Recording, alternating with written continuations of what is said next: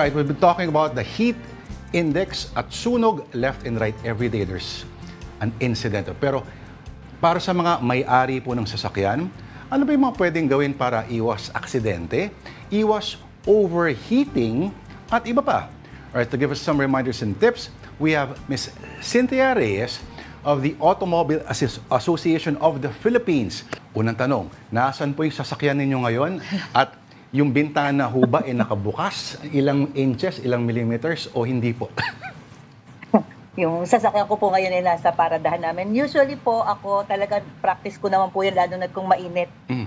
Nag-iiwan ako. Ito personal po nag-iiwan ako ng konting awang, mga siguro 1 to 1.5 inches kasi baka naman may wala nang alam, baka may madukot pa, alam yun. Para alam mo yun na umiikot lang yung air para hindi lang mag-stack up yung sobrang init dun sa loob.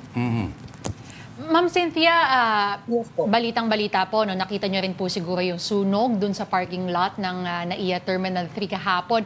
Ang suspetsa daw po grass fire. Ano po sa tingin nyo? Ano palagay nyo yung nangyari?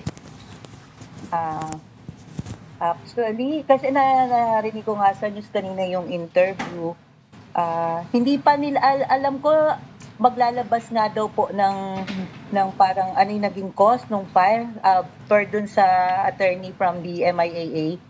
Pinapa-investigate, inaantay lang nila yung report ng fire department kung what caused the yung sunog ng 19 na sasakyan kasi 'di ba nakita nila puno ng mga tuyong damo, dahon. So antayin na lang po siguro natin yung yung report ng sa fire department, pero nakakatakot po talaga yung napakadelikado ng nangyaring yan dun sa nasunog ng mga sasakyan. Meron hong sinasabi silang style para hindi masyadong mahirapan ang aircon ng sasakyan kapag nagsa-start ka. Bago mo buksan yung makina, ay yung blower daw, palabasin mo muna para kumbaga lumabas yung mga init na na-accumulate bago mo buksan yung aircon, yung engine, then aircon. May point ho ba yun?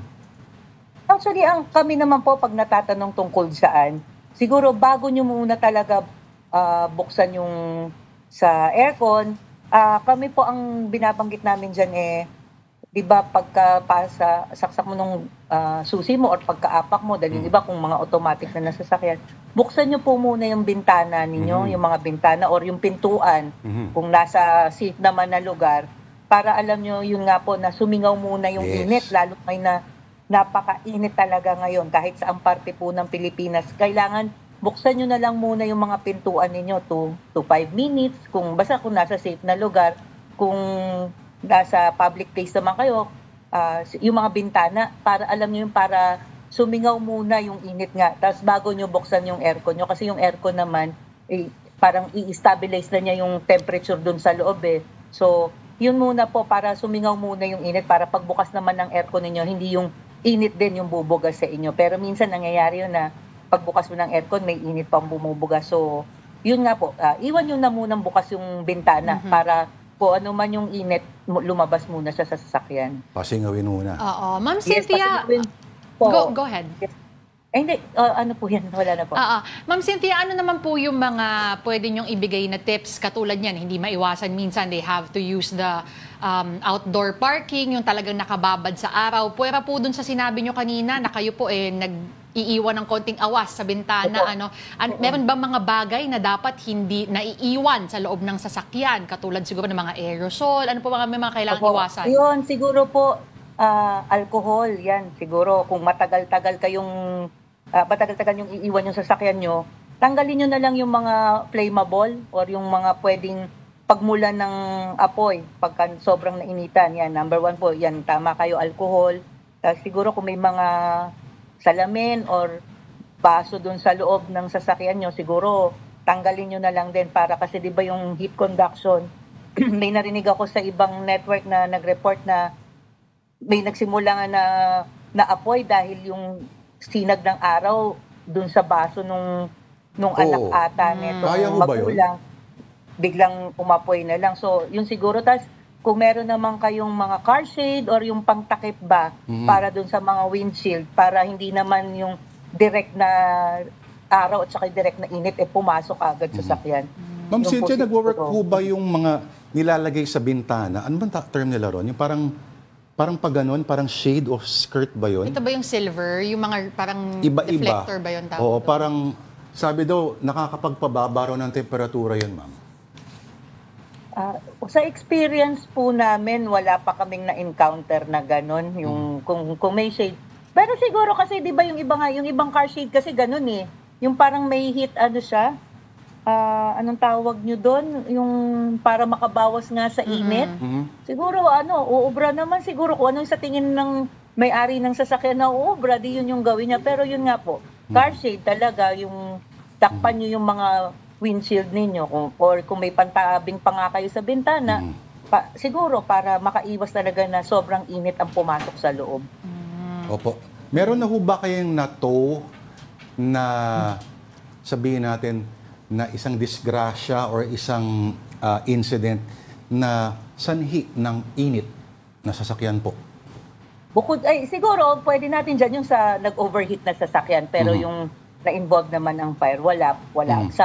To my knowledge, wala pa naman kaming nahila na ganun ang nangyari. Overheat, madami. Pero yung may apoy, wala naman po.